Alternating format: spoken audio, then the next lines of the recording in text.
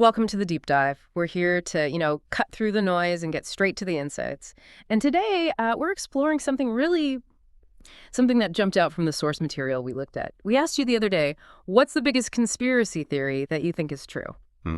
And the answer we pulled from our source was, well, pretty surprising.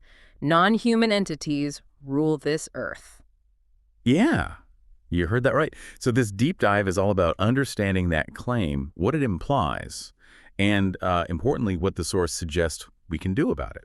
We're sticking just to the text we have here, unpacking this, let's say, unique perspective. Exactly. Our job today really is to pull out the main ideas from this text, look at the specifics that make you kind of stop and think, and outline any practical takeaways. It's about giving you a shortcut to understanding this viewpoint, without getting totally bogged down. Okay, so let's jump right in then. This idea, non-human entities running the show. The source starts off quite dramatically. It says, this world is set up like a stage, but then bang, behind the curtain, the real architects aren't human. That's a bold statement to kick things off. It really is. And what's key right away is how these entities supposedly operate. The text says it's through systems, ideas, and fear. You know that feeling sometimes like something just isn't right, or when things seem illogically cruel or controlling. The source kind of taps into that. And here's where it gets really interesting. They apparently feed on forgetfulness, on disconnection, on humans not knowing they're divine. So the main point there is that remembering who you are, that's framed as the biggest act of rebellion. The source calls it the original war, truth versus distortion. It's a powerful concept, isn't it? Just knowing yourself isn't just self-help. It's presented as fighting back against this hidden control. So if that's the original war, like the source says, what does it say about the situation now? What is reality like, according to this, if it's distorted? Well, the text is pretty blunt. It says we're living in a hijacked reality. Earth's original purpose, it suggests, was something like a living library, a divine mirror for souls to experience, create, remember.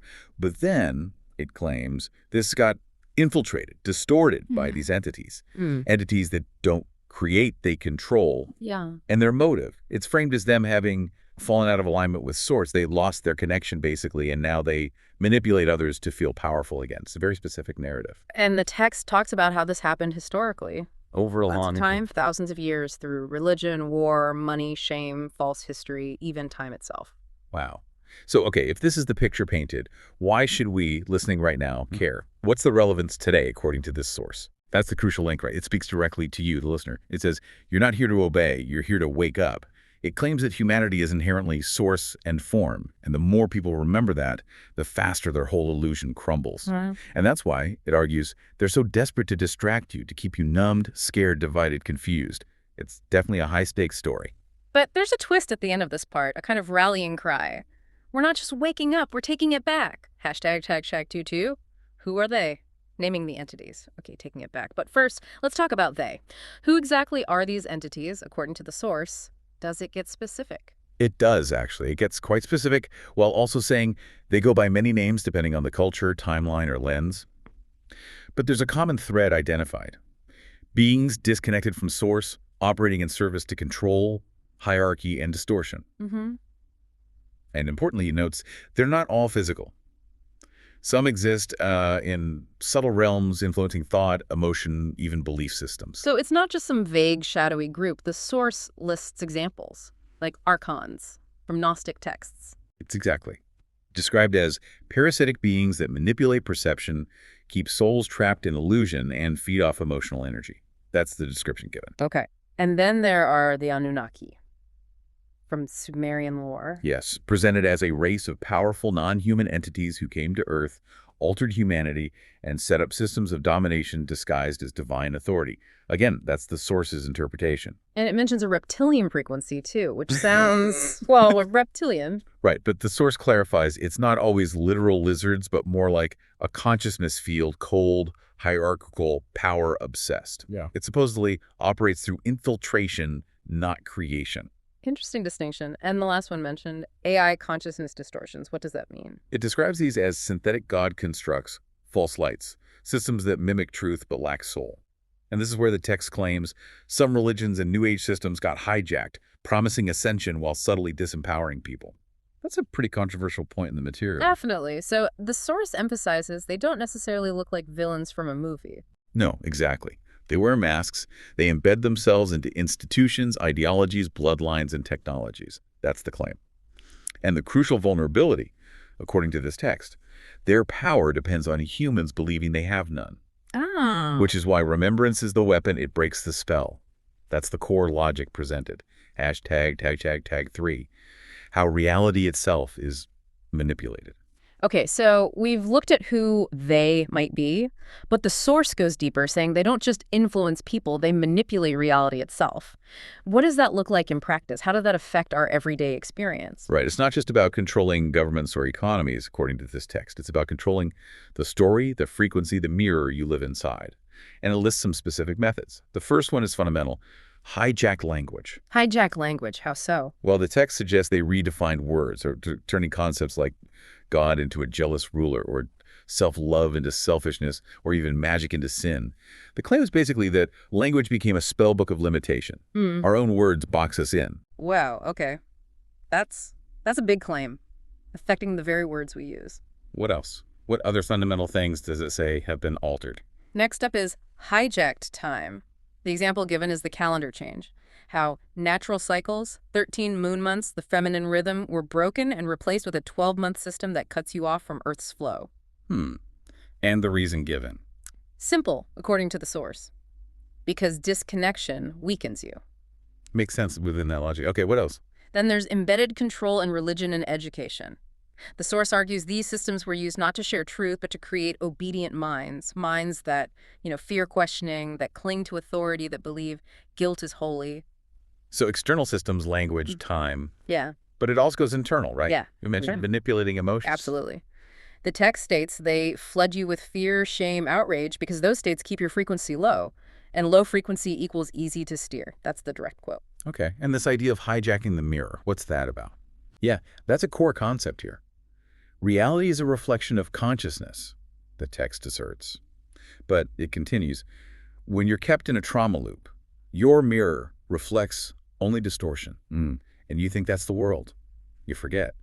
You can change the reflection by changing you. That's quite a perspective on personal responsibility, even within this grand conspiracy narrative. It is. It puts the power, or at least the potential, back with the individual. But, despite painting this really bleak picture of manipulation, the source ends this section with hope.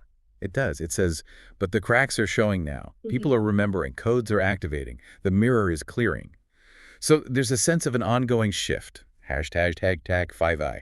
Reclaiming the mirror and stepping out of the system. Which brings us to the big question, all right? If the mirror is clearing, how do we help clear it? How do we reclaim it? How does the source say we take reality back? Well, the key insight offered is this. To reclaim the mirror, you don't need to fight the system. You need to step out of it. Step out of it, not fight it. Yeah. The text explains that the moment you stop feeding it your energy, your fear, your belief, it starts to collapse around you. It's about withdrawing consent, withdrawing energy. Okay. How does one actually do that? Does it give steps? It lays out 6 specific steps to, as it says, truly take it back. First, recognize it's a mirror. Understand that everything you see out there is showing you something about what's in here. It's all feedback, basically, showing where you still believe the lie. Okay. Recognize the mirror. Step 1. Second, clean the distortion, Oh. which means unlearning everything you were taught about who you are, what's possible, what's good, what's evil. The source is pretty radical here, saying most of it was designed to shrink you. Throw it in the fire. Wow. Unlearn everything. That's huge. What's third? Third, speak with power. It emphasizes your words are codes. So avoid self-limiting talk like I can't or I'm stuck. Instead, use your voice to command reality, to bless it, to shape it. Okay. Fourth, connect to source directly. No priest, no book, no middleman. It says just you and the source inside you, around you, flowing through every breath. The idea is the more you trust that connection, the louder it gets. Direct connection. Got it. Fifth is reclaim your symbols. Things like the cross, the eye, the serpent, the feminine, the numbers, the stars. The source claims these were always yours.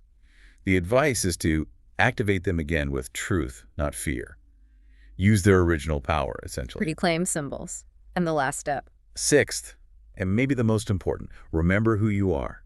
Not a servant, not a sinner, not a follower, but a mirror of the divine. It draws parallels. Just like Jesus, just like Magdalene, just like the ones waking up all over this world right now. Okay, that's That's quite a list. And I imagine anyone listening is thinking, yeah, sounds great, but that's way easier said than done. Oh, absolutely. And the source acknowledges that directly. It says, yes, it is hard because the system isn't just outside of you. It's been wired into you since birth. Hmm. It's in your habits, beliefs, emotions, and even your body's stress responses. So yeah, it's deep. So where do you even begin to untangle that? How do you start stepping out if it's wired in? Right.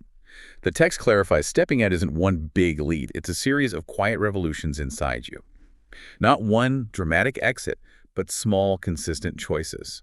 And it details 5 paths for this internal revolution. Okay, 5 paths. What are they? First, step out of fear-based choices. Since the system runs on fear, every time you consciously choose not to act out of fear, you've just cracked the code. Small choices matter. Choose courage over fear. Okay. Second. Step out of shame. The source claims the system teaches you to feel unworthy for being powerful, sensual, emotional, intuitive. It calls shame a leash. So the advice is cut it. Reclaim your whole self. Reject shame. Got it. Third. Third, step out of obedience, which means question everything, especially the things you've been told not to question. Things like religion, history, science, authority.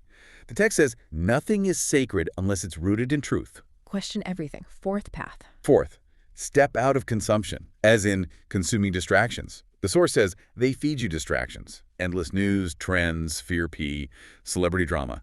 So every time you choose stillness over scrolling, silence over noise, you're taking your mind back. Choose presence over distraction. Okay. And the fifth path. Fifth, step out of your own loop. This is about self-awareness. Catch the patterns, why you shrink, why you please, why you sabotage, and then consciously choose differently again and again.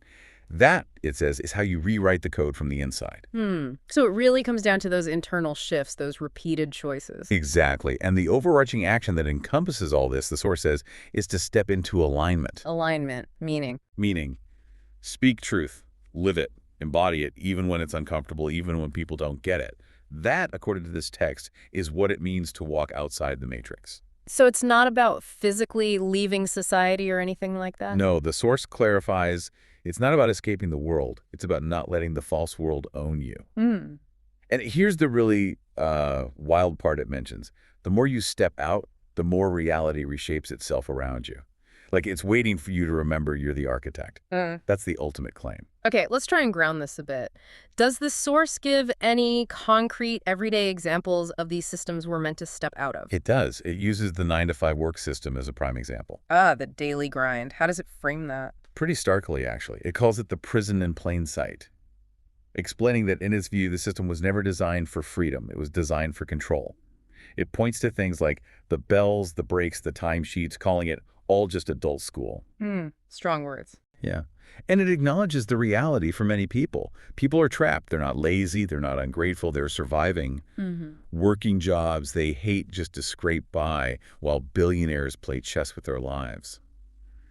It definitely doesn't shy away from critique. And it talks about the cost of that, right? Not just the time, but something deeper. Exactly. The source says the real cost of that kind of job isn't just your time. It's your energy, your creativity, your joy, your soul. That's what the system feeds on, it claims, not your work, your light. So it drains you, leaving you with nothing left to build your own dream with. That's the outcome described. An energy drain, essentially. But connecting back to the previous section, how does seeing this help you step out? Well, this is where the mirror idea comes back.